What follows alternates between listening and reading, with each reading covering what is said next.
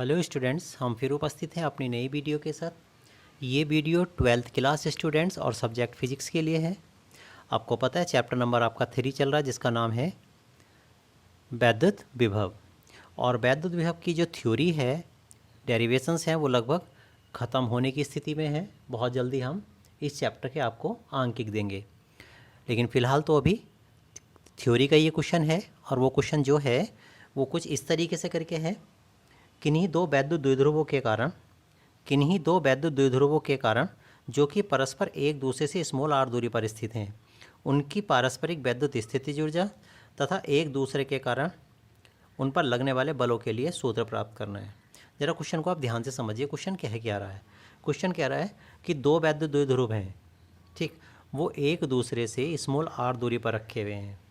Small r दूरी पर रखे होने से क्या होगा कि उनकी जो स्थितिज ऊर्जा है, पारस्परिक स्थितिज ऊर्जा है, वैद्युत स्थितिज ऊर्जा है, उसके लिए सूत्र, और वो एक दूसरे पर जो बल लगाएंगे उस बल के लिए हमें सूत्र प्राप्त करके लाना है।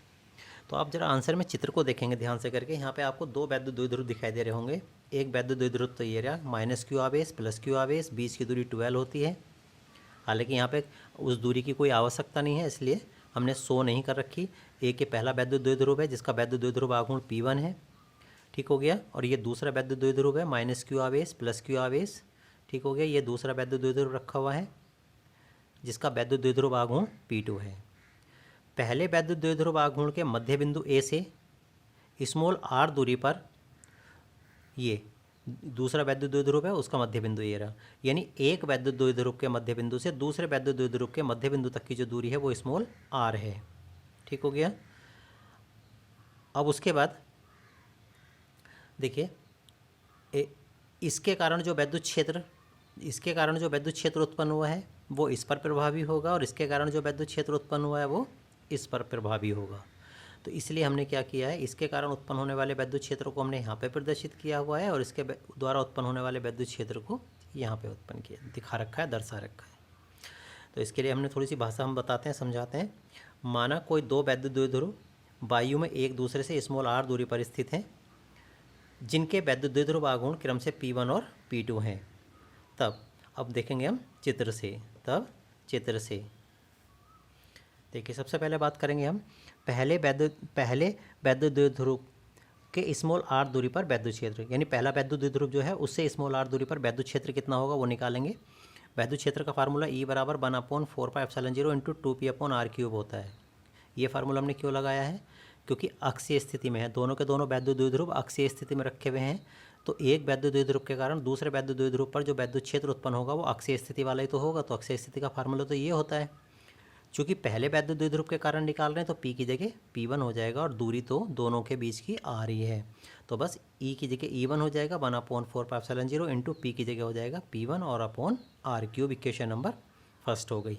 अब इसी तरीके से हम क्या करेंगे, दूसरे वैद्युत द्विध्रुव से स्मॉल r दूरी पर वैद्युत क्षेत्र निकालेंगे, E2 का मान निकालेंगे। तो जहाँ P1 है ना वहाँ पे P2 आ जाएगा दूसरे के लिए, क्योंकि वैद्युत द्विध्रुव आघूर्ण अलग अलग है ना, पहले वाले के लिए P1 है, दूसरे के लिए P2 है। तो E2 की जब वैल्यू निकालेंगे तो यहाँ पे P2 आ जाएगा, ठीक हो गया। इक्वेशन नंबर सेकेंड हो गई। अब देखिए, किसी वैद्युत द्विध्रुव की जो स्थिति ऊर्जा होती है वो U = -P के बराबर होती है। U वैद्युत स्थिति ऊर्जा, P वैद्युत द्विध्रुव आघूर्ण और E होता है वैद्युत क्षेत्र, ठीक हो गया। तो पहले वैद्युत द्विध्रुव की स्थिति ऊर्जा कितनी हो जाएगी? U की जगह U1 हो जाएगा, P की जगह P1 हो जाएगा, परंतु E की जगह E2 हो जाएगा। क्यों E2 क्यों हो जाएगा? क्योंकि पहला वैद्युत द्विध्रुव E2 वाले वैद्युत क्षेत्र में रखा हुआ है। जो दूसरे वैद्युत द्विध्रुव के कारण उत्पन्न होने वाला वैद्युत क्षेत्र है उसके अंदर रखा हुआ है पहला वैद्युत द्विध्रुव, तो इसलिए E की जगह तो E2 हो जाएगा, लेकिन P की जगह P1 हो जाएगा। तो U1 बराबर आ जाएगा -P1 × E2। Equation number third हो गई। तथा दूसरे वैद्युत द्विध्रुव की स्थिति ऊर्जा कितनी हो जाएगी? वो दूसरे की ये हो जाएगी, जहाँ P1 है वहाँ P2 हो जाएगा, और जहाँ E2 है वहाँ E1 हो जाएगा, क्योंकि जो दूसरा वैद्युत द्विध्रुव है वो E1 वाले वैद्युत क्षेत्र में रखा हुआ है। ये इक्वेशन नंबर फोर्थ हो गई। परंतु दोनों की जो वैद्युत स्थिति ऊर्जा होंगी वे दोनों बराबर होंगी, U1 और U2 बराबर होंगी, और वही वैद्युत द्विध्रुव की स्थितिज ऊर्जा हो जाएगी या नेट स्थितिज ऊर्जा हो जाएगी। तो नेट स्थितिज ऊर्जा बराबर होगी U1 = U2 के, दोनों को बराबर रख दिया हमने। -P1 E2 = -P2 E1। अब मान डाल दिया तो U बराबर आ जाएगी -P1, और E2 का मान कितना आया था ऊपर हमने समीकरण में दे रखा है। E2 का मान था 1/4πε0 × 2p/r³ बराबर माइनस P2 अपनी जगह रखा हुआ, E1 का मान कितना आया था 1/4πε0 इंटू 2P1/r³। ठीक हो गया। तो ये दोनों ही वैद्युत द्विध्रुव की नेट स्थितिज ऊर्जाएं आने के लिए तैयार हो रही हैं। तो U बराबर कितना आ जाएगा, माइनस के ये P2 हमने यहाँ ले लिया शुरू में, तो माइनस के P1 2 और P2, तो माइनस के 2P1 P2/r³ और इंटू 1/4πε0, और यही ऐसी इसी तरीके से ये 1/4πε0 माइनस के और इंटू 2P1 P2/r³। तो यहाँ तक आ गया हमारे पास ये,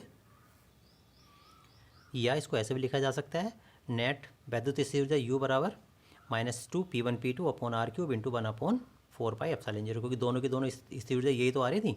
तो दोनों जब यही आ रही थी तो पहले वैद्युत द्विध्रुव की भी नेट स्थितिज ऊर्जा यही होगी, दूसरे की भी यही होगी, तो U बराबर ये आ जाएगी। इसको थोड़ा व्यवस्थित करके लिख लीजिए, या इसको ऐसे लिखा जा सकता है, U बराबर माइनस अपनी जगह और 1/4πε0 और इंटू 2P1 P2/r³ ये आ गया हमारे पास। U बराबर माइनस के 1/4πε0 इंटू 2P1 P2/r³। इतने जूल आ जाती है नेट स्थितिज ऊर्जा दोनों ही वैद्युत द्विध्रुव की। अब बात आती है दोनों द्विध्रुव के कारण एक दूसरे पर कितना बल लगेगा, उस बल के लिए फार्मूला देखेंगे। तो दरअसल स्थितिज ऊर्जा में जो परिवर्तन होता है बल गुणा विस्थापन के बराबर होता है, क्योंकि स्थितिज ऊर्जा में परिवर्तन जो होता है किए गए कार्य के बराबर होता है, और कार्य बराबर बल गुणा विस्थापन होता है। तो सीधी सी बात है, स्थितिज ऊर्जा में जो परिवर्तन होगा वो बल गुणा विस्थापन के बराबर हो जाएगा। और स्थितिज ऊर्जा परिवर्तन को हम DU द्वारा प्रदर्शित कर लेते हैं। डी मतलब डिफरेंस यानी अंतर, U माने स्थितिज ऊर्जा, स्थितिज ऊर्जा में अंतर या परिवर्तन बराबर F गुणा DR, विस्थापन कितना DR। तो यहाँ से F का मान निकालेंगे तो DU/DR हो जाएगा। U का मान तो ऊपर आ चुका, U क्या थी वैद्युत स्थितिज ऊर्जा, ऊपर आ चुकी, वो मान उठाएंगे और यहाँ पे रख देंगे तो ये आ जाएगा D/DR और U की जगह ये आ गया माइनस के 1/4πε0 इंटू 2P1 P2/r³। ठीक हो गया।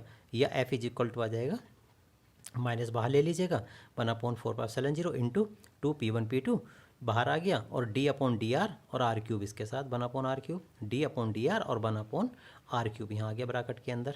ठीक है, इस तरीके से करके इसका डिफ्रेंशिएशन कर देंगे, तो डिफ्रेंशिएशन करके आ जाएगा F = माइनस के 1/4πε0 इंटू 2P1 P2, ये वैल्यू तो अपनी जगह बिल्कुल वैसी की वैसी रहेगी, और इंटू जो पावर होगी वो माइनस में ऊपर पहुंच जाएगी, ऊपर ये पावर 3 है ना, ऊपर जब पहुंच जाएगी माइनस में डिफ्रेंशिएशन करने पर, और R की पावर ये n+1 होता है, n मतलब घात में एक और जुड़ जाएगा, यानी 3 तो थी जमा एक और हो जाएगा, तो माइनस के 3 और बटे R की घात 3 जमा 1 हो जाएगा, तो 3 इसके साथ गुणा हो जाएगी, 3 दूनी 6 और माइनस हो जाएगा प्लस। तो इस तरीके से ये आ जाएगा हमारे पास एक वैद्युत द्विध्रुव के कारण दूसरे वैद्युत द्विध्रुव पर लगने वाला जो बल आ जाएगा वो F = आ जाएगा 1/4πε0 इंटू कितना 3 × 2 कितना हो गया 6 हो गया, और P1 × P2 हो गया, माइनस और माइनस ये प्लस हो गया, तो और बटे R की पावर हो गया 4, 3 और 1 4 हो गया ना, तो R की पावर कितना हो जाता है 4 हो जाता है। तो इस तरीके से करके अगर दो वैद्युत द्विध्रुव एक दूसरे से स्मॉल r दूरी पर रखे हैं तो एक वैद्युत द्विध्रुव के कारण दूसरे वैद्युत द्विध्रुव पर लगने वाला जो बल होता है वो F = 1/4πε0 into 6P1 × P2/r⁴ Newton के बराबर होता है। उम्मीद करता हूँ समझ में आ गया होगा। ठीक हो गया। तो आज की वीडियो में तो केवल आपके लिए इतना ही था, बाकी नेक्स्ट वीडियो में कुछ नया लेकर के फिर हाजिर होंगे। धन्यवाद।